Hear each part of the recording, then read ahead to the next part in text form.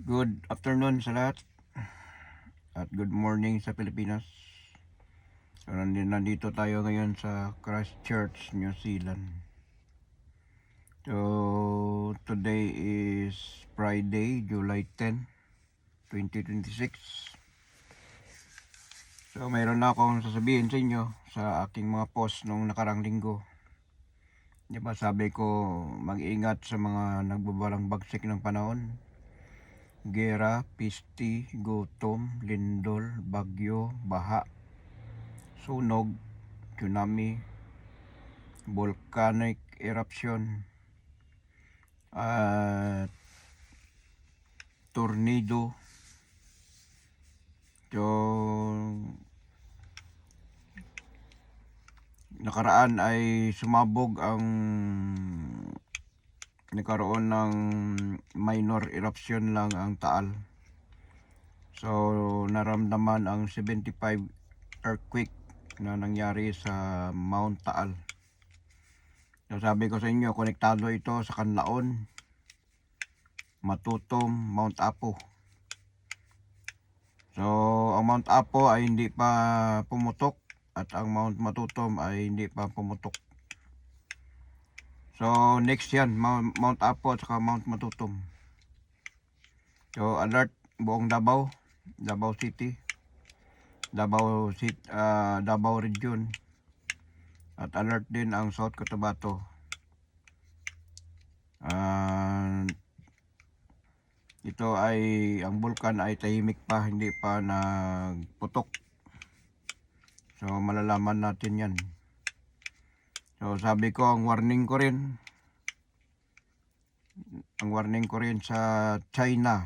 Ang China ay makatikim yan ng parusa. So naglabasan ang lindol. 6.3, 5. Hindi ko matandaan lang. Basta 7 times nag-earthquake ang China. After nang nagkalindol sa Pilipinas ng 7.8. So sabi ko na ang China ay makatikim ng parusa. So sunod-sunod, after ng lindol, sumunod ang baha.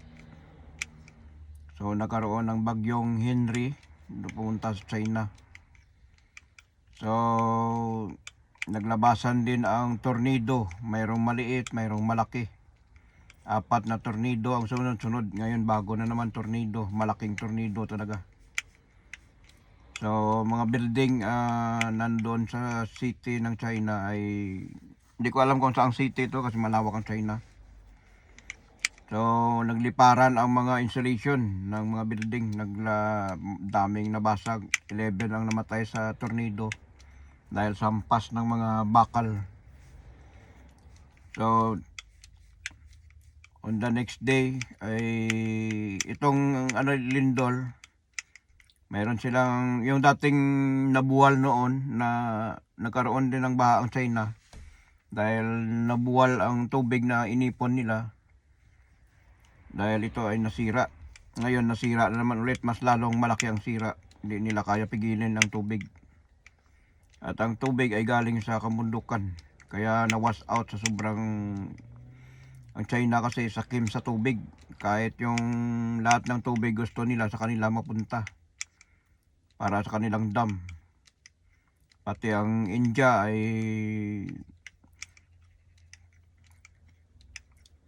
lagyan nila ng blockage para ang tubig hindi mapunta sa China, sa India. So sa kanila napunta. So ito ay ang karmang malala, sobrang sakim sa tubig. Kaya tubig din ang nakasira sa kanila lahat. Parang kung sa gira ito na nangyari, parang nangyari sa mga Middle East na gira. So lahat lunop, lahat ay baha. So after ng baha ay lumabas na naman ang bago na naman sa Fujian na ito. Nasunog ang isang building ng pagawaan ng sapatos. So 28 kanina, 28 pa lang nakita ko sa namatay dahil sa suffocate ng usok. So after that, bukas darating ang bagyo na Bobby. So hindi ko lang alam kung super typhoon pa rin ito, pero humina na ata at naging cyclone na bagyo na lang siya. So hindi pa tapos ang baha, dadagdagan na naman sila ng panibagong baha. So grabe ang parusa sa China ngayon. So walang pakialam ang kanilang government, patuloy pa rin nagtesting pa sila ng tinatawag na na missiles. Itong missiles daw nila ay testing nila lampas ng Pilipinas. 9,000 kilometers ang layo, at saka mayroon daw ito dala na warhead na 100 warhead. So tinitesting na nila ang kanilang mga missiles para sa paganda sa paglaban sa pagsakop sa Taiwan. Hindi ko lang alam kung 2026 ang maumpisa ang gira sa Taiwan at China or 2027.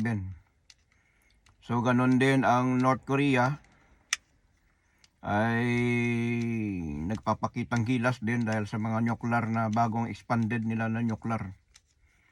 So handa daw sila na girahin nilang Israel, at ang South Korea ay hiningkayat nila para girahin din ang Iran. So ang nangyari ngayon sa Middle East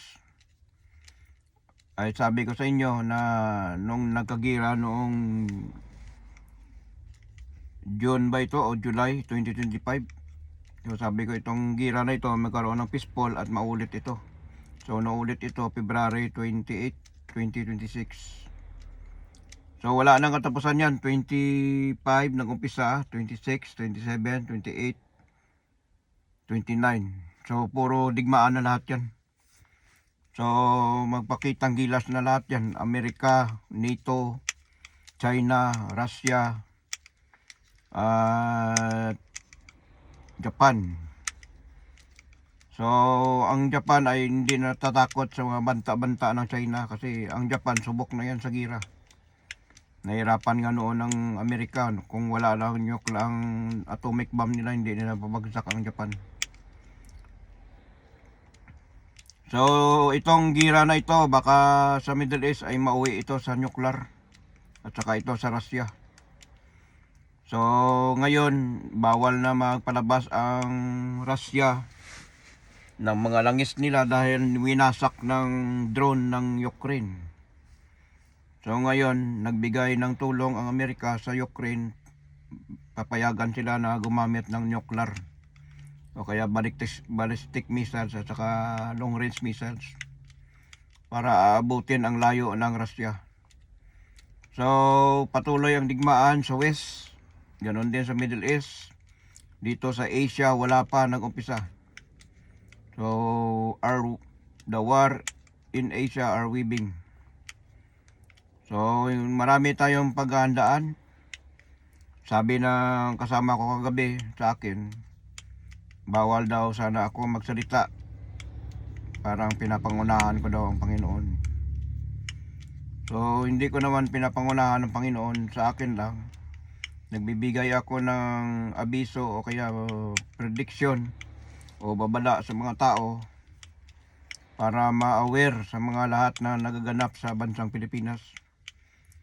Look around, tingnan nyo ngayon ang nangyari sa Pilipinas. After ng 7.8 earthquake sa South Cotabato, sabi ko ang lindol na ito ay hindi ito mag-stop. Lalaganap ito sa buong bansang Pilipinas, gumagapang. Kahit saan part ng Pilipinas ay may lindol. Araw-araw, oras-oras mayroon. So walang kahintuan ito. Hanggat ang tao ay walang pagkakaisa, walang pagmamahalan at walang puro nag-away-away dahil sa politiko Duterte, Marcos, dahil sa flood control ngayon, ang bago pumasok ang bagyong Bobby, nag-abiso ako nito sa unang video ko. Sabi ko alert buong bansang Pilipinas dahil itong bagyo, kahit hindi tayo matamaan ng bagyo, ay ito ay magkakaroon ng malaking mga baha. So maraming baha nangyari sa Mindanao. Dala ito ng habagat at hindi lamang sa buong Mindanao, ganon din sa Luzon, Visayas, Mindanao, marami din mga nangyaring mga baha. So hindi kaya ng flood control na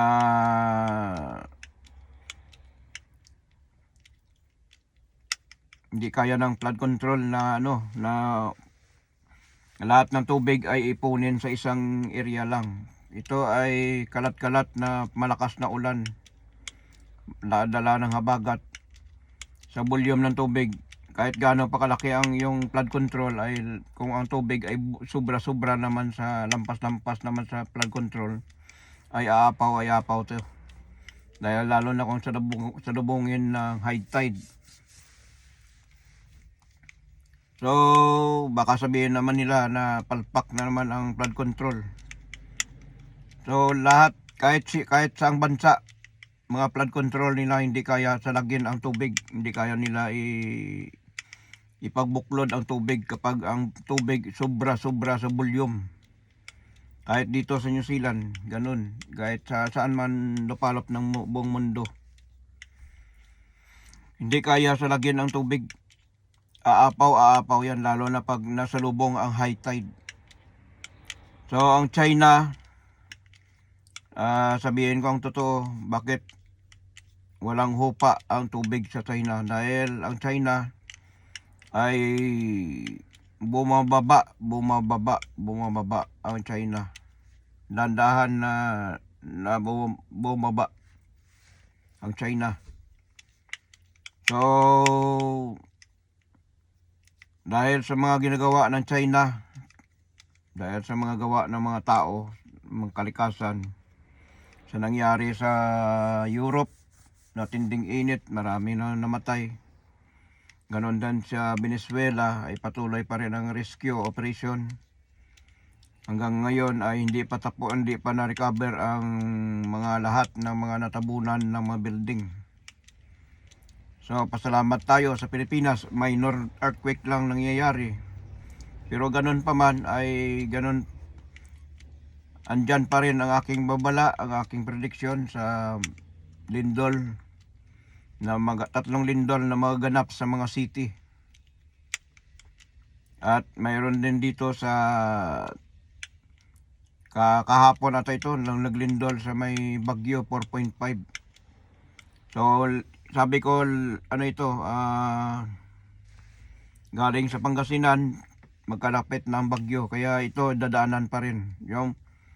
So delikado ito, baka pumasok ito sa West Valley Fault. So alert ang West Valley Fault. At hindi lamang, marami ng mga fault line na na-open sa ibabaw ng Luzon. Kung ang bahay natin ay kahit gaano pa katibay, mga building, gaano pa katibay ng mga tulay, mga flyover, kung once ang lindol ay mabiak ang lupa na tinutuntungan, matibay ang structure. Ang problema lang, kung ang lupa na tinutuntungan na isang mga gusali, mga bahay, kung mabiak at nawalan ng balanse, ito ay mag-crack. So natural na maguguho. So wala tayong magawa, kalikasan ito. So galit na ang kalikasan, maningil na sa mga tao. So ang tao ngayon ay patuloy na winawalis, kumbaga screening, kumbaga sinasala, matibay. So ang tanging panangga lang natin dyan ay ang ating pagbalik loob sa ating mahal na Panginoong Hesus. Magsamba, magdasal araw-araw. Kahit hindi tayo magsamba, basta manalangin lang tayo araw-araw, ay kaya yan na ating proteksyon sa ating katawan. So hindi natin mapigil ang kalikasan, lindol, bagyo, baha, sunog. Magkakasama yan ang apat na elemento. So ang tornado, kasama rin yan sa hangin. So marami mga gaganap pa 2026. Kung gaano ka worse ang 2025, mas ma-worse pa ang 2026. Dahil sa dito sa Middle East ay wala pang naganap na malaking lindol, mga minor pa lang. nauna ang gira. So ngayon nagkagira na naman ang Iran at saka Amerika, palitan ng missiles saka drone attack. So inalis na ni Trump ang kanilang agreement. Ito ay malalaking gira na ginanap sa Amerika dahil 4 na barko ang pinasabog ng Iran, inatake ng drone. Barko ng Singapore, barko ng Saudi, barko ng anong bansa ito, basta 4 na barko ang nawasak na karga ng mga langis. At ito, sabi ni Trump, siya na ang mamuno sa langis sa Iran para hindi nila maharang ang Strait of Hormuz again. So sana lang hindi magtaas ang gasolina, dahil pag nagtaas naman ulit ang gasolina, mahirap. At dito sa Pilipinas, wala tayong update sa mga langis, kung paano na ang mga langis na nadiskubre regarding sa mga East 1 Palawan at saka sa Camago 3 at dito rin sa Liguasan Mars, parang walang update pa. So lalabas ito lahat sa mga kalupaan ng bansang Pilipinas na nangyayari mga lindol. Sa Pilipinas, araw-araw mayroong lindol nangyayari dahil ang langis sa bansang Pilipinas ay napakainit na. Kaya mga bulkan ay nagkaputukan. Ang Taal nagkaputok, minor lang, pero ang Kanlaon kahapon ay sumabog. Pero hindi ko lang alam kung ano nang update sa Kanlaon. So sabi ko sa inyo, lahat ng mga bulkan na tulog ay muling gigising. Ito ay magputukan. Sa nabasa ko sa aklat, yung narito na ako, ang ibig sabihin ng narito na ako, yan ang simbolo na ang Panginoon ay babalik sa ating mundo. Nakita ko na ito, ang ating mahal na Panginoon. Na-recall ko ang aking panaginip. Ito ay September 21, 2025. So nakita ko mismo ang pagbaba ng ating mahal na Panginoong Hesus. Walang ibang bansa na binabaan niya bago pa mangyari ang mga traedya. Ito ay bansang Pilipinas, natakpan na kanyang balabal na kulay gold. At ang Pilipinas ay nagning-ning-ning-ning, na kumikislap-kislap. Parang ganito, parang kumikislap-kislap. Ayan. Yan tinatawag na ang Pilipinas will be great again at maging mayamang bansa. Pero haharap tayo sa mga matinding pagsubok. Lindol, bagyo, baha, sunog. Maraming pagsubok. Kaya ang tao binibigyan ng leksyon. Mga Pilipino na hindi nagkakaisa, hindi nagmamahalan, walang pagtutulungan, puro kanya-kanya, puro away, puro bangayan dahil sa flood control, korupsyon. Ang sabi nga ni PBBM, kung hindi ko ito sinabi sa aking SUNA ay wala tayong pag-usapan ngayon. Kung racket ko yan ay hindi ko yan kaya sirain. Dahil sa nakaraang past administration ni Tatay Digong, alam niya na may mga flood control na mga ghost project, pero bakit hindi siya nagpa-imbestiga. So ibinigay niya ito. Kaya sabi ni Tatay Digong, even you can give me a 20 years, I cannot. Hindi niya kaya solbarin ang korupsyon sa Pilipinas. So sabi niya, maghanap kayo uli ng Marcos. So ngayon, PBBM time, Marcos time. So ito na ngayon ang nangyari, pinaimbestigahan. Ayon lamang sa saligang batas ngayon ang umiiral sa bansang Pilipinas, at nakadepende yan sa mga evidence. Hindi yan sinasabi na pinopolitiko ang mga kalaban, inaisa-isa, o kaya tinatawag nila na ano yun sabi, nakalimutan ko.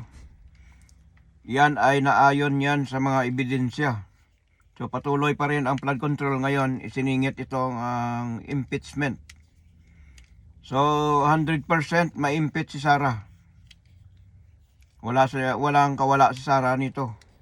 Kung malusutan nila ang impeachment sa plunder case, ay makakasuhan ka pa rin siya. Makakasuhan siya ng ombudsman dahil ang ebidensya ay matindi. So naglabasan ang mga video, mga sinabi ni Sara Duterte. So kahit ano nila na 3 days nila na paimbestigahan yung state witness sa tinatawag na na yung NBI ay hindi nila natibag. At maraming komento na gawa-gawa lang daw. So kaya dinadaan ito sa dinadaan ito sa test ang tinatawag na witness para malaman kung nagsasabi ng totoo o hindi. So wala silang napatunayan na nagsinungaling ang witness, kaya okay. So next witness, marami pa. Si Madriaga, si Trillanes, at saka marami pa iba dyan. So abang-abang na lang tayo sa impeachment ni Sara. So ang sabi nila, ayon sa batas, ang sino mang senator na tumayo ng judge sa hukuman ng Senado na maging bias sa pabor sa kay impeachment ni Sara Duterte o pagkontra sa ngayon sa trials ng impeachment ni Sara, ay may parusang kulong 2 years. Kapag nakitaan na ikaw ay pabor sa nahatulan ngayon na si Sara Duterte, ay ikaw ay magkulong ng 2 years. So kaya tahimik yung mga Duterte Black, hindi kumukontra. Hayaan natin na umiral ang batas. Malaman ng taong bayan ang katotohanan sa mga milyon-milyon, mga billion-billions na pira na dumadaloy sa mga bank account ni Sara Duterte. So marami pa tayong aabang-abangan. Maganda itong laban. So it's nasa defense at saka sa panig ng mga katotohanan ang maglalaban-laban. So wala tayong magawa. Kung ang idol nyo na si Sara, kaya tinatawag na DDS. Noon tinatawag na DDS, Duterte Davao Davao Death Squad, DDS. Pero sa aking pangalan ay mayroon bago, Duterte Saratanic Mouth. Kaya ang bunganga niya, grabe. So wala siyang idol na idol pa rin siya ng mga DDS, dahil ang mga DDS bulag pa rin sa katotohanan. So gusto nila kahit ano mangyari daw, DDS pa rin sila. Nasa inyo yan. Pero sa batas ng Panginoon, uusigin ang lahat ng may mga sala. Tingnan mo ang mga karma ay kusa lang bumabalik. So wala tayong magawa dahil lalabas ang katotohanan. So marami sa mga kasama ko, maraming mga Duterte. Sabi ko mga wala yan, panis yan, bagsak yan. Lahat yan sila, taob yan. Hindi man ako noon Duterte man ako, pero I withdraw my support to Duterte. Kasi hindi ko pa nalaman ang katotohanan. Nung unti-unti na lumalabas ang mga katotohanan, nagsimula na nahuli si Kibuloy. Dahil si Kibuloy ay dating membro ng PBMA. Nagpatayo siya ng sarili niyang reliyon na Kingdom of Jesus Christ. Kaya ang ginagawa ni Kibuloy ay katulad sa ginagawa niyang PBMA na si Ruben Ecleos Senior at saka Junior. So ginagamit ang mga babae, sabihin nila na alay sa Panginoon ang kanilang ginagawa. So hindi yan alay sa Panginoon, isa yan kademonyuhan. Yan ang itatanim natin sa ating isipan. At ito rin ang mga maraming nahuli si Atong Ang kinasuhan about sa kaya nawala na yung kanyang dati mayroon siyang isabong. So laganap din ang mga pagkawala ng mga membro ng mga sabungiro. Nahuli si Alice Go. So Bamban Tarlac, Mayor. So marami ang si Marcolita, si Mike Defensor. Itong kasi binigyan nila ng pira si si Marcolita, kaya ito ay nadawit din si Mike Defensor. Kaya biglang tumahimik si si Singson. Natakot si baka siya na isunod. So kaya lahat yan na mga kumakalaban sa kay PBBM, hindi nyo kaya tibagin si PBBM dahil siya ay tinalaga ng ating mahal na Panginoong Hesus. Bata pa lang siya ay nawalaan na ni Nostradamus na 17th President of the Republic of the Philippines. So, extend natin si PBBM para marami lahat ng mga korupsyon maubos, para mabigyan ng mga talamak na mga nangyayaring korupsyon sa Pilipinas. Kaya lahat delikado. So sabi ko sa inyo, walang makatago sa batas ng Panginoon. Lahat ay uusigin ng lahat na may mga kasalanan. So balik tayo sa mga nangyari. Abang-abang na lang tayo sa impeachment. So, may balita naman eh. So kaya ang mga nangyaring lindol sa bansang Pilipinas ay non-stop na ito. Hindi na ito mapigil. Luzon, Visayas, Mindanao, yayanigin yan. Yayanigin yan. Alam niyo kung bakit? Dahil ang langis sa ilalim ng karagatan, sa ilalim ng kalupaan, ay ipupos ng lindol. Itulak ang mga nasa ilalim ng karagatan. Kaya non-stop ang lindol sa bansang Pilipinas. Kailan ito nag-umpisa? Nag-umpisa ito noong September 21, 2025. Nagpakita ang ating mahal na Panginoong Hesus sa akin. Nakita ko mismo sa aking panaginip. Siya ay bumaba sa bansang Pilipinas. Hindi siya bumaba sa Israel, hindi siya bumaba sa kahit saang bansa. So ang lahat ng mga bansa na hindi naniwala sa ating mahal na Panginoong Hesus at hindi bumalik loob sa ating mahal na Panginoong Hesus, ito ay makaranas ng mga patinding pagsubok. Worldwide ito, mga nangyaring lindol, bagyo, baha, sunog, volcanic eruption, tornado, tsunami, at marami pa. So Middle East, gira. So after time, mawala yung kanilang langis, ilalabas sa bansang Pilipinas. Dahil itong nangyaring lindol, konektado sa bansang Pilipinas. So dito rin sa New Zealand, North Island, o South Island, may lindol sa South Island pero mild lang. Pero ang next na lindol talaga North Island. Galing Wellington, paakyat sa Gisborne, sa Hawke's Bay, babaw na Auckland, hanggang yan sa Banato, Fiji, White Island, Tonga. Yan ang lahat ng mga area, mga volcanic, mga nakalinya, mga volcan. So once na yan ang magising, ay ito ay nadubog itong lugar na ito nung matagal ng panahon, before Christ pa. So matagal ng panahon lumubog dahil sa pagsabog ng bulkan sa ilalim ng karagatan. Ito ay submarine volcano. Nagkaroon ng malaking tidal wave. Nilubog ang part ng Lemurias Island. Ang Lemurias Island noong unang panahon, yan ang pangalan. So kaya nagkaroon ng mga pangalan, na-discover nila New Zealand. Pero ang sa kanilang pangalan sa New Zealand ay Zealandia.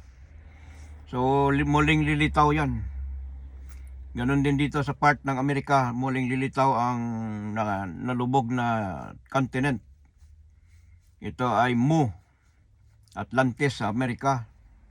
Atlantis yan, part na galing sa Atlantic papunta hanggang Amerika. Yan ay Atlantis continent. At saka yung Mu dito sa connect ng Japan. Kaya ang maraming bulkan nasa ilalim ng karagatan dahil sa nalubog na matagal ng panahon. So hindi natin alam kung anong plano ng ating mahal na Panginoon. Hari sa lahat ng hari, Panginoon sa lahat ng Panginoon, Diyos sa lahat ng Diyos na sinasamba ng mga Diyos. Kaya marami pa tayong hindi nalalaman tungkol sa mga pangyayaring ganyan. Kaya sabi ko sa mga discussion kami kahapon ng kasama ko, sabi sa akin, Biblia lang daw ang tanging nakasulat na totoo.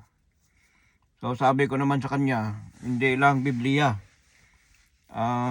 Hindi kaya isulat sa Biblia ang nangyayari, ang mga nung unang panahon pa. Kasi kung babasihan mo ng Biblia, kaya mga Biblia ngayon, revised na. Kaya dumami ang sikta dahil sa revise. Ganon din ang kung ihalintulad mo ang karunungan, yung Bible at saka sa Quran ay magkakaiba. So sa ibang mga libro, maraming kulang, maraming binawas, maraming dinagdag. Dahil ito ay nadumami ang maraming sikta sa buong mundo. Mas marami sa Pilipinas kasi marami tayong mga reliyon sa Pilipinas.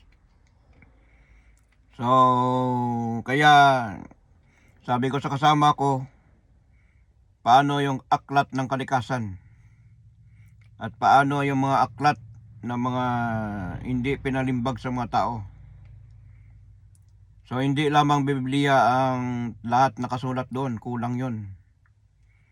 So nagkaroon ng Old Testament at saka New Testament sa mga revise. Kaya sabi ko sa kanya, hindi maisusulat sa isang libro lang ang mga kasaysayan ng ating mundo. Mula pa ang sinabi ng mahal na ating Panginoong Hesus. So ang ating mahal na Panginoong Hesus, i-recall ko sa aking panaginip. Sa aking nakita na siya ay bumaba. Yan ang tinatawag na muling babalik ang ating mahal na Panginoong Hesus. Kaya nangyayari ngayon ang mga lindol, bagyo, baha, sunog. Pero hindi natin alam kung kailan. So mayroon lang namang tao na makakita at makaalam once na depende sa Panginoon. Kung ikaw ay konektado sa spiritual. So marami. So sabi nila masama daw na lumalampas ako sa tinatawag na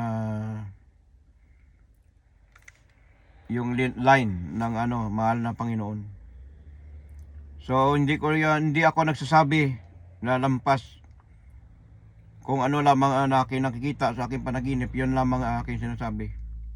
Pero mayroon pa akong nararamdaman sa pakiramdam sa aking nakikita.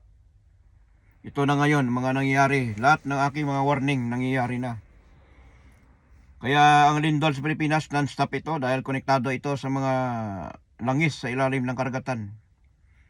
Ang bansang Pilipinas na maliit na bansa ay muling maging mayamang bansa. So maraming nagsasabi na mga kapwa ko Pilipino, ang Pilipinas dahil wala ng pag-asa na maging mayaman dahil sa korupsyon. Totoo yan. Pero once na ilalantad na sa bansang Pilipinas ang lahat ng langis, deuterium, crudo, gas, methane gas, natural gas, hydrogen, marami tayong langis na hindi pa nabuksan. So dahil kulang tayo sa mga tinatawag na mga kagamitan. Dahil itong nangyari, matagal na itong warning, yung year 2000 pa. itong Middle East magkakaroon ng malapot na away. Bansa sa bansa maglalaban, karian sa karian maglalaban, lahi sa lahi magpapatayan, kapwa sa kapwa magpapatayan. Nangyayari na ngayon ang aming mga matagal ng sinabi, at lalo na yung aming Grand Spiritual Master. So matagal niya na ito sinabi. Noon ako ay nagtatrabaho sa Middle East. Noong nagsimula ako ng trabaho 2009 until 2016. Sabi niya sa akin, umalis ka na dyan sa bansang Middle East dahil yung bansa na yan ay magkakaroon niya na digmaan na malala. So nangyari na ang sinabi niya.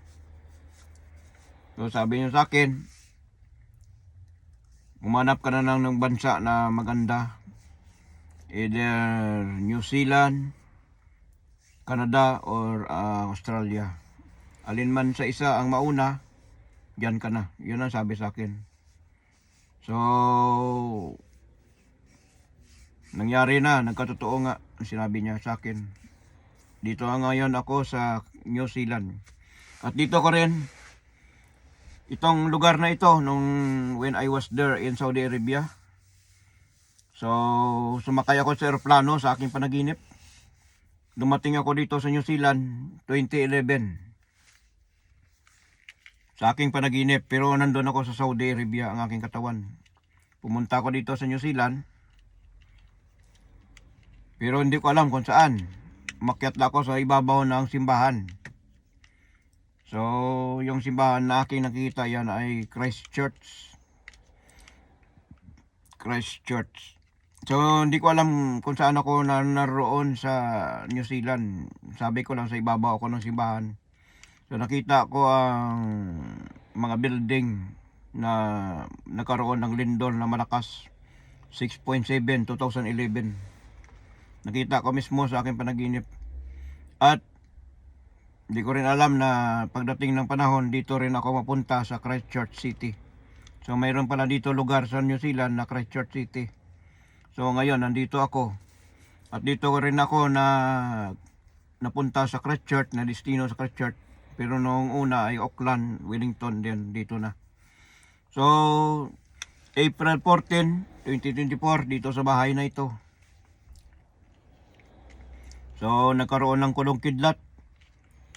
Nagpakita sa akin ang mahal na Panginoong Hesus sa loob ng bahay. Pumasok sa kwarto ko at lumuhod ako. Sa aking pagluhod ay niyakap ko siya. Sabi ko, Panginoon, patawarin mo ako sa lahat na aking mga kasalanan mula pang bata pa ako. Sabi niya, pinapatawad na kita, anak. Sabi niya, bilisan nyo na, umalis na kayo rito.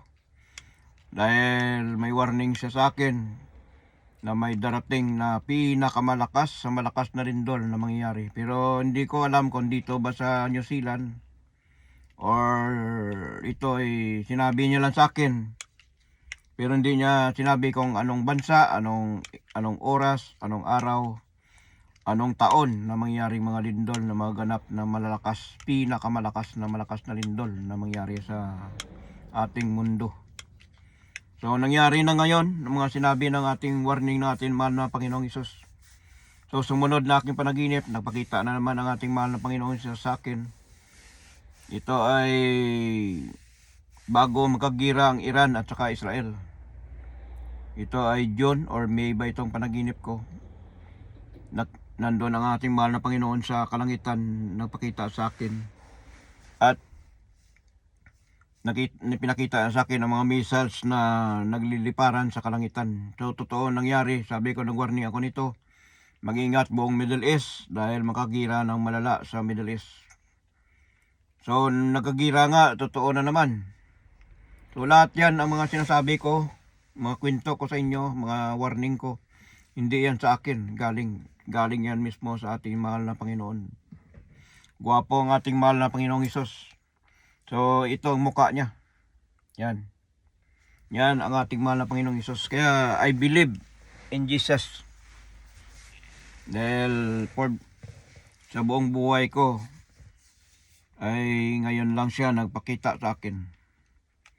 At sunod na papakita sa akin, ito ay September 21, 2025. Sumunod na naman, ito ay nilagay ko yung aking baon, ang ulam sa aking baon. At nung habang umiinom-inom ako ng beer, napansin ko po mukha man to ng mga mahal na Panginoong Hesus. Ito ay nangyari ay January 1, 2026. So, sumunod naman, nagpakita ang ating mahal na Panginoong Hesus sa akin.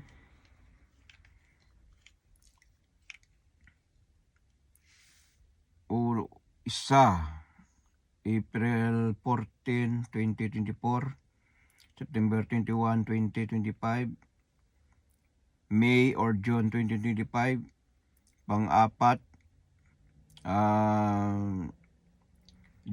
January 1, 2026, ang pang-lima, nagpakita ang ating mahal na Panginoong Hesus naman sa akin. Kalimutan ko. So kaya ito ay sinasabi ko lang sa inyo ang totoo. Repent in God and believe in God. Hindi pa huli ang lahat para bumalik loob tayo sa ating mahal na Panginoong Hesus.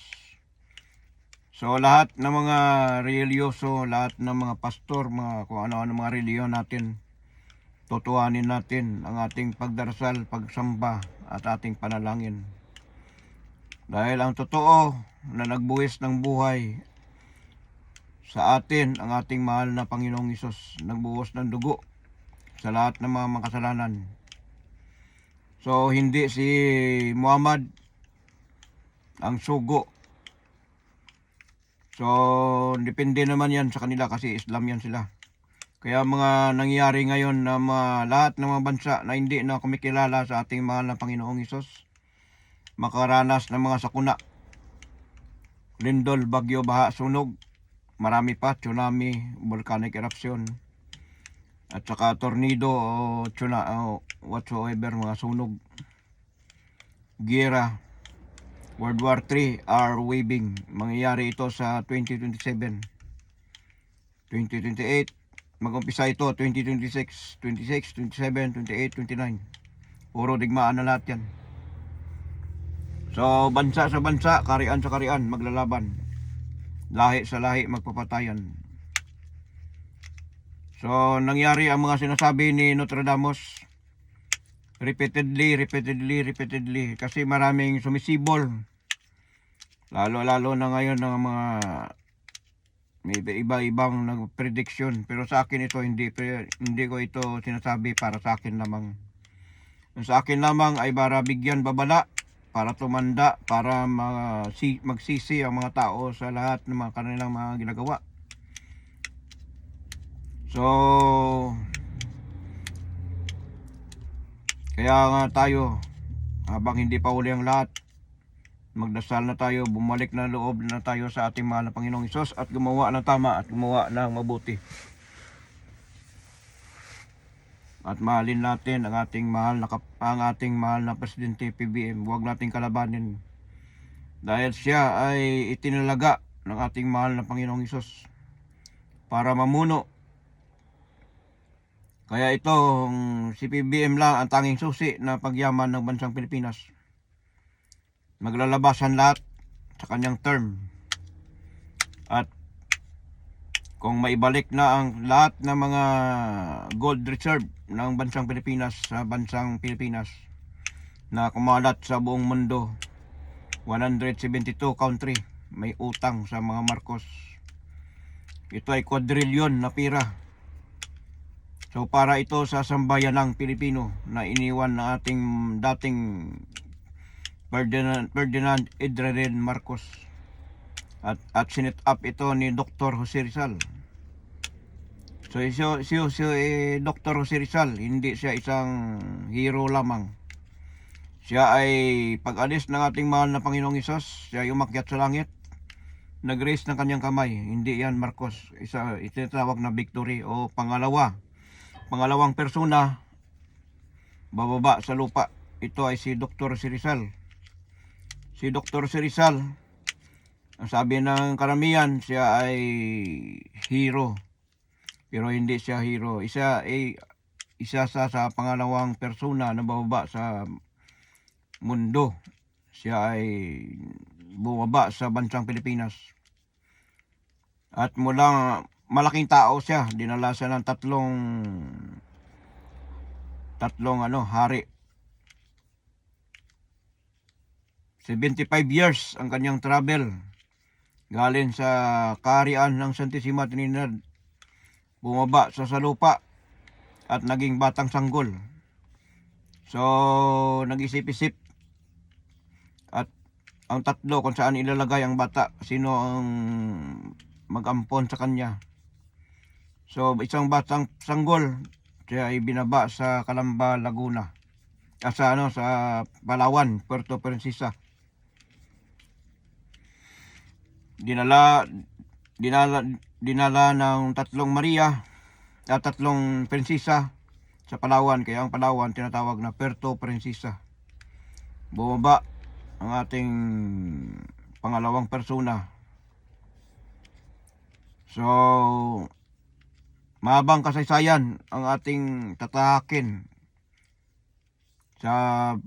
kay Dr. Jose Rizal.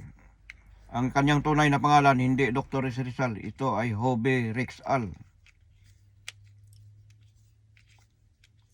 So, kung pagbabasihan natin ang kwento, kaya sabi ko sa inyo, mahaba tayo, hindi tayo matatapos. So, siya ang pumalit sa ating mahal na Panginoong Hesus.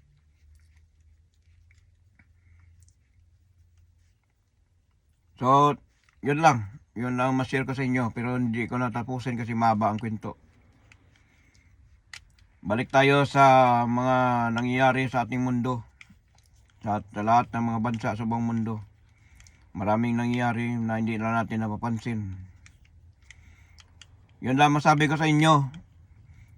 Huwag nating kalabanin ang ating mahal na PBBM, na ating Pangulo, kasi siya ang ating ama. So, magbabayad ang may mga sala. Naiiral ang batas. Hindi yan sila pinopolitika o kaya iniisa-isa. Yan ay naayon. Matagal na itong nalalaman ni PBBM na about sa korupsyon noong senador pa lang siya.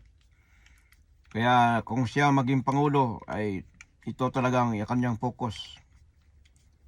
So magalit ang mga DDS, bahala kayo. Kaya kakampi ng ating PBBM ang kalikasan ng ating mahal na Panginoon.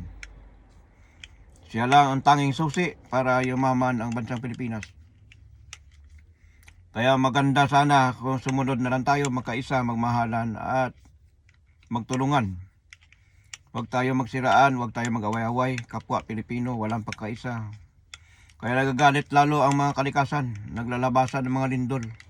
Ang mga lindol na ito ay warning ito. At ito ang mga nangyaring mga lindol sa buong bansang Pilipinas ay gagapang. Walang ginto ito. Tuloy-tuloy yan. Dahil ang mga bulkan mainit sa ang langis sa ilalim ng kalupaan, karagatan ay mainit. Kaya nangyari mga lindol. Dahil ang lindol na mga nangyari, mga bulkan, sumasabog dahil sa init na ilalabas, tinutulak, binubuga ng bulkan ang mga langis sa ilalim ng karagatan ng bansang Pilipinas. At ito ay lalabas, ay ilalantad sa ating bansang Pilipinas. Walang tanging susi, kundi si PBBM lamang. Hindi sa mga Duterte. Dahil ang Duterte ay pumapanig sa China. At ang Duterte ay gusto nila, malaga sa kanila, pira. Yan sa amin Tatay Digong. Kaya ang Pogo, pilit niya sinasabi na malinis. Pero sa totoo, hindi. Kaya hatat-hatat sila na iupo si Sara Duterte, na kailang rally na sila. Para pagtakpan, once na maupo si Sara Duterte, take over na si PBBM. malaya ang lahat ng mga korap. Kawawa ang taong bayan. Ang pera ng mga buwis ng mga taong bayan binabayad sa atin ay kinakamkam ng mga politiko. Kasi lahat na involved yan, mananagot talaga. Kaya dapat itigil na natin ang mga gumawa na tayo ng tama. So, wag nating antayin na magalit ng kalikasan. At once na magalit ng kalikasan, 6 feet below the ground ka. Kasama ka sa paglilinis, alisin ang lahat ng mga kalat, alisin ang lahat ng mga dumi. Ito nangyari mga lindol, bagyo, baha, sunog, tsunami. So ganun pa rin ang aking warning sa Manila Trends, Philippine Trends. At dito sa West Valley Fault, Davao Fault. So itong Negros ay magkakaroon ng mga earthquake ito dahil sa pagsabog ng mayon taal ng kanlaon. Dati magawa kalikasan yan. Alam mo bakit magkaroon ng mga lindol? Dahil ang ugat ng bulkan na sa ilalim ng karagatan. Yan kumukuha ng mga umiipon ng lakas. Sa sobrang init ay sasabog. Kaya lahat ng bulkan na tulog ay muling gigising sa buong mundo. Dito sa New Zealand, tahimik lang. Wala pa nangyaring bulkan na sumabog, pero sasabog yan. Taranaki at saka Mount Ruapio, yan ang pinakamataas na bulkan dyan. Nakailira yan. So, alert na tayo kahit saan ng panig ng buong mundo. So, hindi pa natin nakikita, masaksiyan natin at mararanasan natin. So, yan lang masabi ko sa inyo. At marami pa sana akong sasabihin na gusto kong ibabahagi. Ito ay warning ko. Pero maraming tao na hindi pumapansin sa aking video, sa aking mga sinasabi. Dahil tao lang tayo, tulad natin. Tao rin ako, tulad nyo. Wala akong kapangyarihan, wala akong sinasabi na hindi katulad nila ni Nostradamus, si Baldwin, si Ryo Tachoke, yung Japanese, si Hindi Perez. So, iba-iba kami. At iba rin ako sa kanila. Sa akin, nakadepende kung anong aking nakikita sa aking panaginip. Kung anong aking nararamdaman. Kung anong aking nakikita habang ako'y gising. Habang ako'y hindi tulog. So marami din ako nakikita sa aking pagtulog, mga panaginip ko. So magandang aking panaginip na aking nakikita nung kahapon lang. Namumulot daw ako ng pira, gold, sa daan. Kahit saan akong pumunta, grabe ang gold, grabe ang mga pira. So, lagi na lang tayo magdasal, mag-ingat, at gumawa ng tama. At magbago na, please. Hanggang hindi pa huli ang lahat, magbago na po tayo lahat. Huwag nating antayin na masasali tayo sa 6 feet below the ground. Dahil itong paglilinis sa buong mundo, wawalisin ang mga kalat, wawalisin ang mga dumi. Kaya ito ay nangyayari mga traidya, ito ay pariporma, malapit na ang pagbalik ng ating mahal na Panginoong Hesus. Jesus, they will coming back again. Nakita ko na ito sa aking panaginip. Bumaba siya sa ating mundo. Na-recall ko na yung aking panaginip kung anong ibig sabihin. At saka ito ay nauna ang restore ang bansang Pilipinas. Simula ng September 21, 2025, sunod-sunod ang mga bagyo, nagmamarcha. Sunod-sunod ang mga baha, nagmamarcha. Sunod-sunod ang sunog, nagmamarcha. Sunod-sunod ang bagyo, ang lindol nagmamarcha.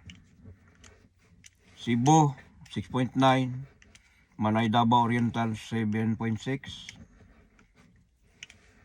Dito sa ibang bansa din, sa ibang lugar pala sa Pilipinas, sa Surigao, sa Siargao, nagkarindol din.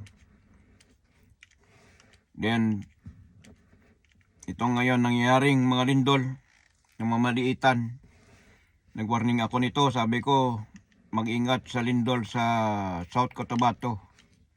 Dahil ito ay basta marami na maliitan, bigla itong lalakas. Nagkaroon ng 7.8, lumakas nga. Kung naalala natin na tuwang-tuwa pa yung mga tao nangunguha ng isda dahil ang isda umakyat sa ibabaw ng kalupaan sa gilid ng dagat.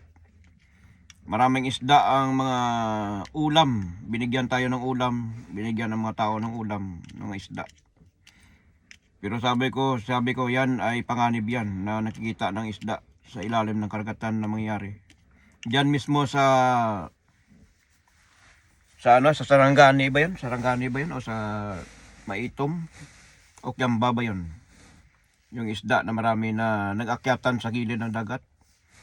Ganon din dito sa Davao, mayroon din nag-akyatan.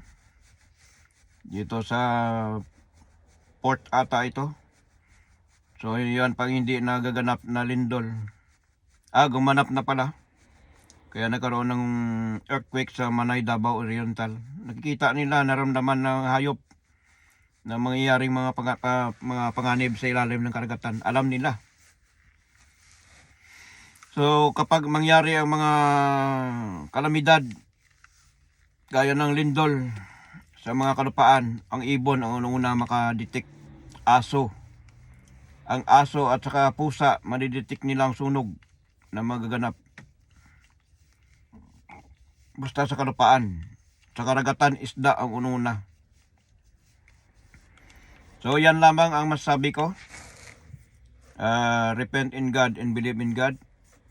Gumawa ng tama at tigilan natin ang mga pagsiraan, pag-away-away, pagbangayan, hindi pagkaunawaan, at walang pagkakaisa ang ating bansa.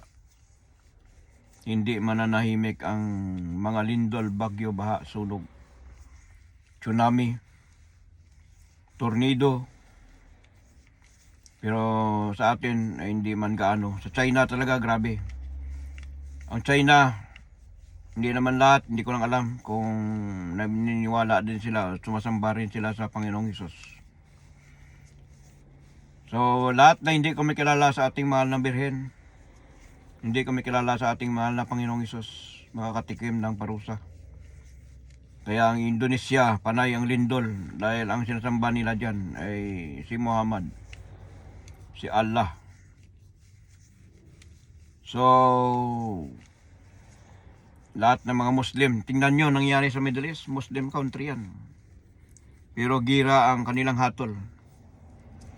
Lahat ng mga Muslim country na naniniwala sa mga Islam ay makakatikim ng mga parusa. Indonesia, Malaysia, Brunei, Thailand, Myanmar, India, China, Singapore, Taiwan, or whatsoever, kung anong mga kanilang paniwala. Lahat na bansa na hindi ko makilala at nagmahal sa ating mahal na Birhen. Sa Pilipinas, ang pinapaniwalaan nila, lalo na mga ibang sekta, mga reliyon, mga born again, mga INC, KOGC, kung protestante, ang ating mahal na Panginoong Hesus lang. Pero ang Katoliko ay naniwala sa ating mahal na Birhen Ina. Dahil ang ating mahal na Birhen Ina, siya ang pinakauna-una na ninalang ng ating mahal na Impinito na Diyos. Siya ang unang nilika bago pa ang tatlong persona, Ama, Anak, Espiritu Santo. Bago pa ang mga 7 angels, San Gabriel, San Miguel, San Horiel, San Chitkiel, San Barakwel, San Rafael, at marami pa. Wala pa yan si Satanas, wala pa yan si Lucifer. Ang tanging pangalan ni Lucifer ay si Bika. Isang Lucifer ay babae. Ang demonyo ay babae. Wala pa yan sila. Pero sila bawat nila lang ay may mga katungkulan, may mga kanilang mga responsibility. Pero ang binigyan ng malaking kapangyarihan at katungkulan ang ating mahal na Birhen at ang ating mahal na tatlong persona, Ama, Anak, Espiritu Santo. Ang original na ating Panginoon, siya ay Espiritu, siya ay mata. Kahit saan man tayo sa dako ng mundo, nakikita tayo lahat. Dahil ang ating espiritu ay konektado sa ating mahal na Panginoon. Ang ating katawan, ang ating buhay, sila ang may hawak. So gumawa tayo ng tama, gumawa tayo ng mali. On the record tayo sa ating mahal na Panginoon. So maraming salamat at God bless sa inyong lahat. At patuloy tayong mananampalataya, araw-araw manalangin, araw-araw magbalik loob na tayo sa ating mahal na Panginoon. Bago pa mahuli ang lahat at bago pa tayo mahatulan o maisama sa paglilinis, cleansing ngayon, cleansing buong mundo. Laganap ang pagwawalis, paglilinis ng ating mga kalikasan. Nagbabalang bagsik ng panahon, gira, peste, gutom, lindol, bagyo, baha, tsunami, tornado, sunog, at marami pa. So, thank you. Have a nice day. God bless you all. Ako ay magpapaalam na dahil ang ating video ay 1 hour and 2 minutes. So, mahaba masyado. Mahirap tayo ma-upload ito. So, please lang mga kababayan, tayo ay magkaisa, magmahalan. Para sa ikaunlad ng ating bansa. Magtulungan. Kung sino ang mamuno sa atin, tulungan natin. Huwag natin gibain, huwag natin siraan. Si BBM ay hindi niya kinakalaban. Hindi siya kumukontra. Hinayaan niya mga tao. Kung anong saloobin ng tao. So, dito na lang at maraming salamat. Protect at mahalin natin ang ating mahal na PBBM. Siya ang tanging susi ng ating pagyaman sa ating bansang Pilipinas. Walang iban. Marcos, PBBM lamang. Hindi si Duterte. Lalo na tayong malilinlang sa mga maling fake news, sa mga maling balita. Kaya suriin natin ng mabuti bago tayo maniwala. So, thank you. Have a nice day. At maraming salamat sa patuloy na ating buhay. Lagi tayong magpasalamat sa ating mahal na Panginoon kung anong nakamit natin sa ating buhay. So, thank you. Have a nice day. At God bless inyong lahat. Magandang araw sa lahat. Thank you. Bye.